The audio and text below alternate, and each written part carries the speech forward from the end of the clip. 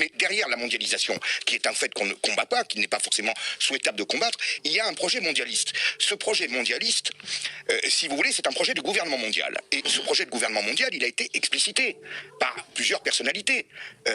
Pas des gens, je dirais, lambda. Oui. Monsieur David Rockefeller, qui l'avait expliqué dans les années 50. Monsieur Warburg, qui était le patron de la chaise Manhattan, qui a dit « Nous sommes pour un gouvernement mondial ». Et ce gouvernement pourrait être dirigé par des banquiers, parce que les banquiers ne font pas pire, ne feront jamais pire que ce que font les politiques actuellement. Donc c'est pas moi qui le dis, c'est le PDG de la chaise Manhattan Bank. Bien, Monsieur Attali a écrit un livre qui s'appelle « Qui gouvernera le monde ?», dans lequel il explique qu'il est souhaitable d'aller vers un gouvernement mondial, parce que, je dirais, un certain nombre de problématiques actuelles, la criminalité, mais alors justement, etc. je me fais, non pas l'avocat d'Attali ou de Warburg, mais après tout, est-ce qu'un gouvernement mondial, et je pose la question à la personne qui justement a parlé du mirage mondialiste, est-ce que ça ne résoudrait pas un certain nombre de problèmes?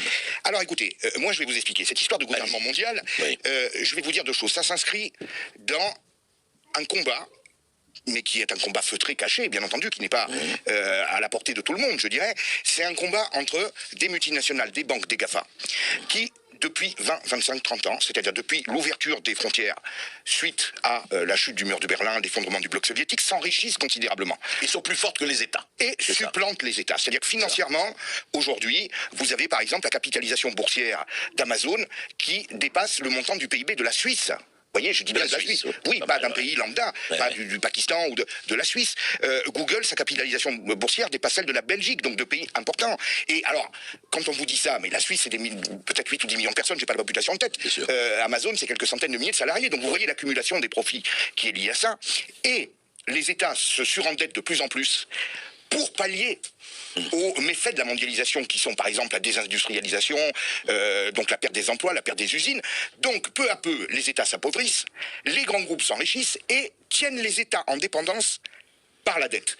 Les grands groupes s'enrichissent et tiennent les États en dépendance par la dette.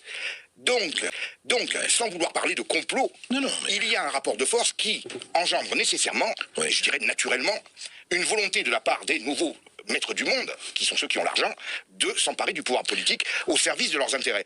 Donc, je ne pense pas que ça ce soit souhaitable. Et deuxièmement, André, moi, pourquoi pas un parti politique qui se présente et qui dit, mais nous nous présentons dans le but de faire un gouvernement mondial. Oui, un parti mondialiste. Oui. Mais vous en avez vu un, vous, déjà ? Non, pas vraiment, non. Non, il ne se présente pas comme ça pour la bonne raison que les opinions publiques les rejetteraient.